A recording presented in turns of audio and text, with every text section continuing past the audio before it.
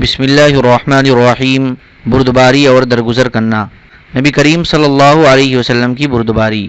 امام بخاری اپنی کتاب میں روایت کرتے ہیں کہ حضرت عبداللہ رضی اللہ عنہ فرماتے ہیں کہ غزوہ حنین میں فتح پانے کے بعد حضور صلی اللہ علیہ وسلم نے تعریف قلب کی وجہ سے مال دینے میں بہت سے نئے لوگوں کو ترجیح دی اور پرانوں کو نہ دیا۔ نئے لوگوں کو سارا مال غنیمت دے دیا۔ چنانچہ حضرت اقرا بن حابس رضی اللہ عنہ کو 100 اونٹ دیے اور حضرت عیینہ بن حصن رضی اللہ عنہ کو بھی اتنے ہی دیے اور بھی کچھ لوگوں کو دیا۔ اس پر ایک آدمی نے کہا، مال غنیمت کی اس تقسیم میں اللہ کی رضا مقصود نہیں رہی۔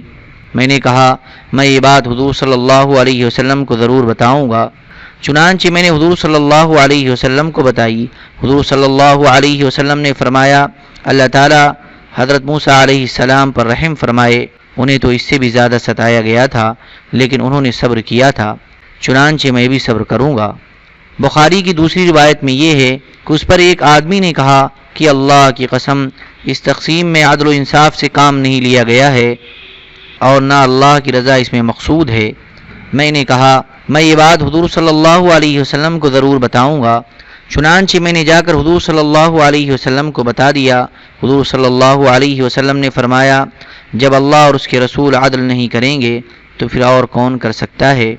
اللہ تعالیٰ موسیٰ علیہ السلام پر رحم فرمائے، انہیں تو اس سے بھی زیادہ ستایا گیا تھا لیکن انہوں نے صبر کیا تھا۔ بخاری اور مسلم میں روایت ہے کہ حضرت ابو سعید رضی اللہ عنہ فرماتے ہیں کہ ایک مرتبہ ہم لوگ حضور صلی اللہ علیہ وسلم کے پاس موجود تھے۔ آپ لوگوں میں کوئی چیز تقسیم فرما رہے تھے کہ اتنے میں بنو تمیم کا ایک آدمی ذو الخویسرہ آیا اور اس نے کہا، یا رسول اللہ، انصاف سے تقسیم فرمائیں۔ حضور صلی اللہ علیہ وسلم نے فرمایا، تیرا ناس ہو، اگر میں انصاف نہیں کروں گا تو کون انصاف کرے گا؟ اگر میں انصاف نہیں کروں گا تو میں ناکام و برباد ہو جاؤں گا، جب میں انصاف نہیں کروں گا تو پھر اور کون کرے گا؟ حضرت عمر بن خطاب رضی اللہ عنہ نے عرض کیا، یا رسول اللہ، مجھے اجازت دیں میں اس کی گردن اڑا دوں۔ حضور صلی اللہ علیہ وسلم نے فرمایا، نہیں، اسے چھوڑ دو۔ اس کے ایسے ساتھی ہیں کہ ان کے نماز روزے کے مقابلے میں تم اپنے نماز روزے کو کم سمجھو گے۔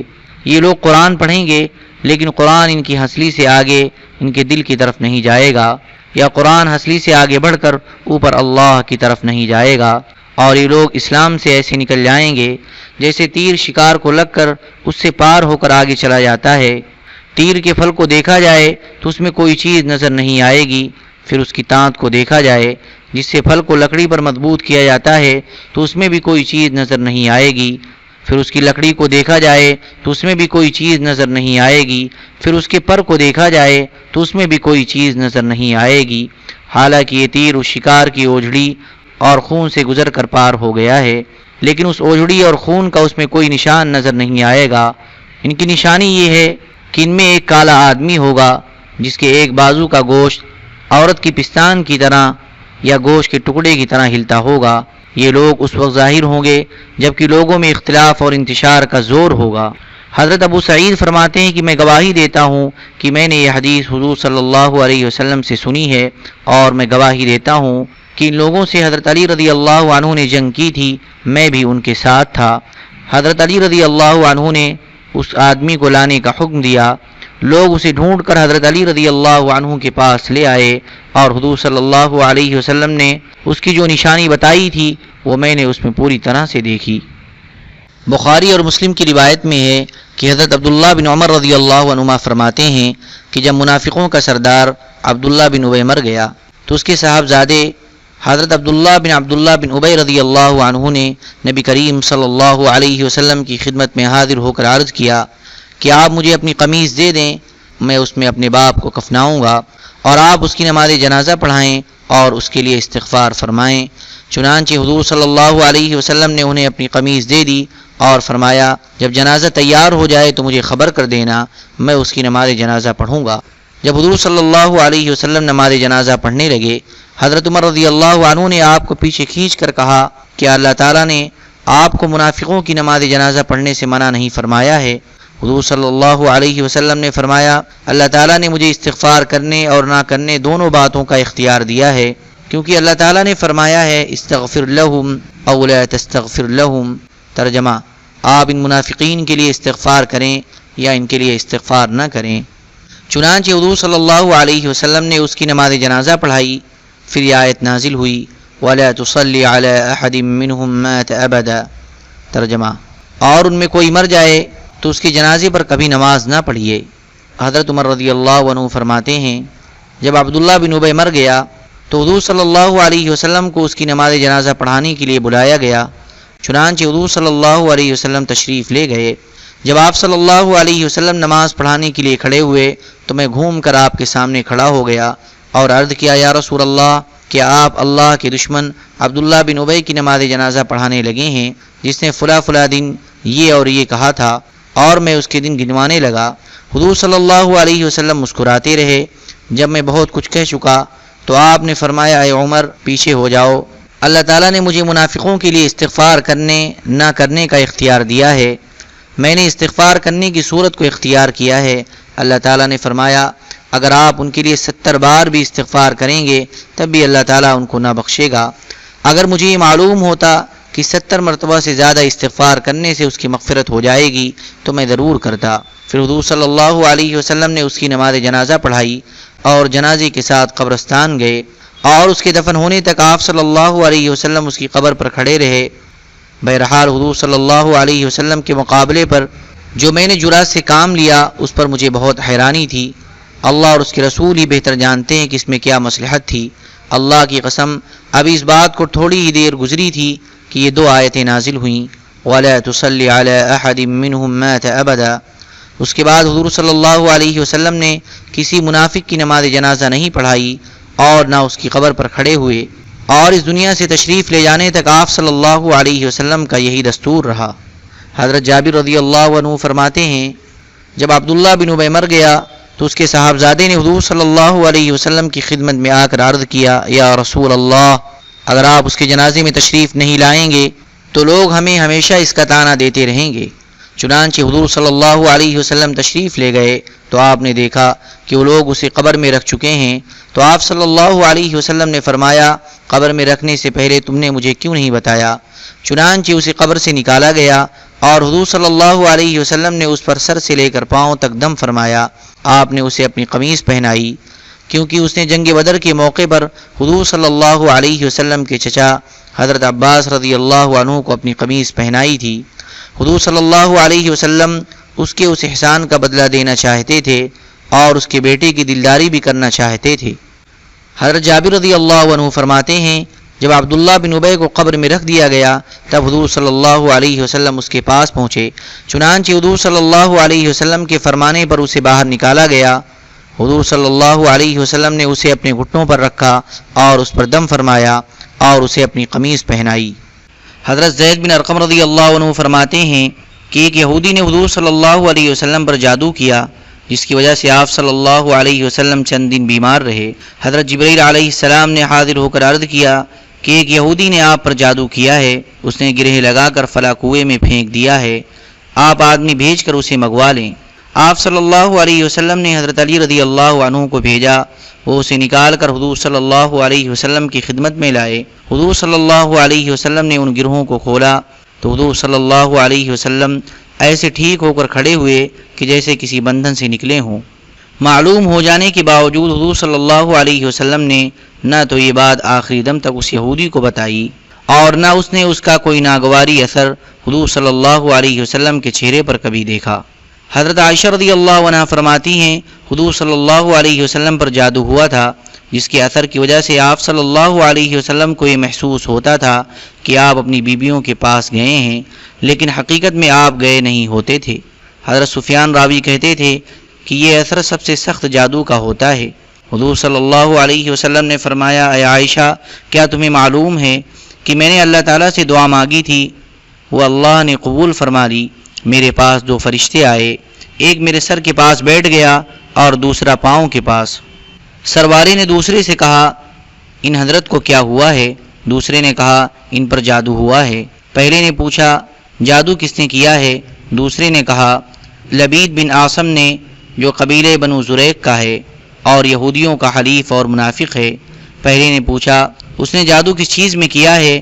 دوسرے نے کہا کنگھی پر اور کنگھی سے گرے ہوئے بالوں پر کیا ہے۔ پہلے نے پوچھا یہ چیزیں کہاں موجود ہیں؟ دوسرے نے کہا نر کھجور کے خوشے کے گلاب میں ذروان کنویں کے اندر جو پتھر رکھا ہوا ہے اس کے نیچے رکھے ہوئے ہیں۔ حضرت عائشہ رضی اللہ عنہا فرماتی ہیں حضور صلی اللہ علیہ وسلم اس کنویں پر تشریف لے گئے اور یہ چیزیں اس میں سے نکالیں اور فرمایا یہ کنواں وہی ہے جو مجھے خواب میں دکھایا گیا ہے۔ اس کنویں کا پانی ایسا سرخ تھا جیسے مہندی والے برتن کو دھونے کے بعد پانی کا رنگ لال ہوتا ہے، اور اس کنویں کے کھجوروں کے درخت ایسے وحشتناک تھے کہ جیسے شیطانوں کے سر ہوں۔ میں نے حضور صلی اللہ علیہ وسلم سے عرض کیا یہ چیزیں آپ نے لوگوں کو کیوں نہ دکھا دیں، انہیں دفن کیوں کر دیا؟ حضور صلی اللہ علیہ وسلم نے فرمایا اللہ تعالیٰ نے تو مجھے جادو سے شفا عطا فرما دی ہے اور میں کسی کے خلاف شر و فتنہ کھڑا کرنا نہیں چاہتا۔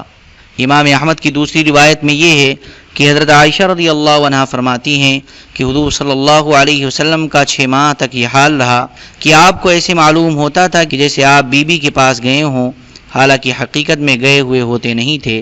پھر آپ کے پاس 2 فرشتے آئے گئے اور حدیث بیان کی۔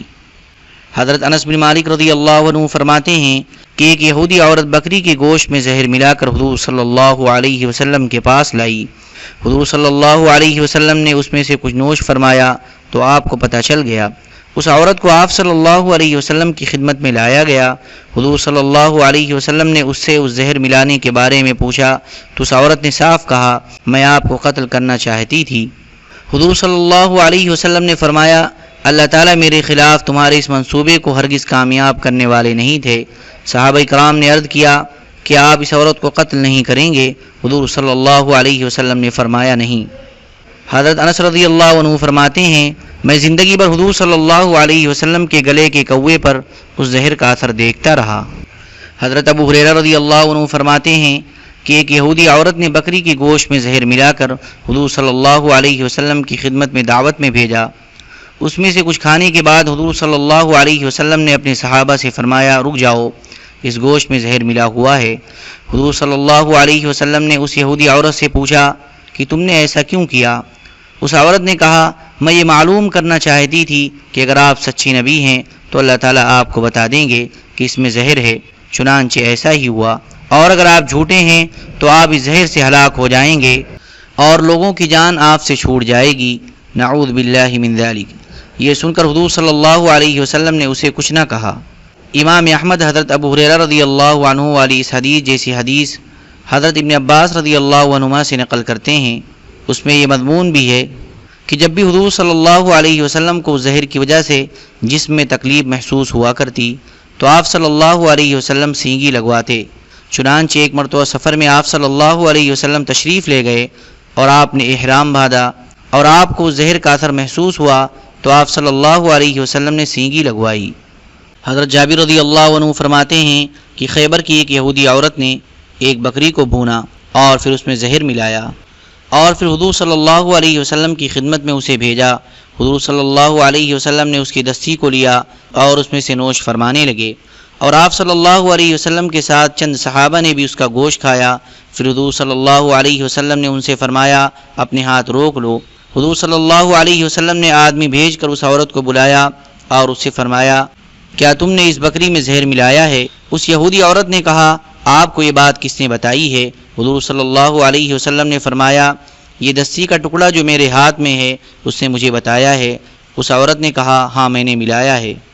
حضور صلی اللہ علیہ وسلم نے فرمایا زہر ملا کر تو کیا حاصل کرنا چاہتی تھی؟ اس عورت نے کہا میں نے سوچا کہ اگر آپ سچے نبی ہوں گے تو یہ زہریلی بکری آپ کا نقصان نہیں کر سکے گی، اور اگر آپ نبی نہیں ہیں تو ہماری جان آپ سے چھوٹ جائے گی۔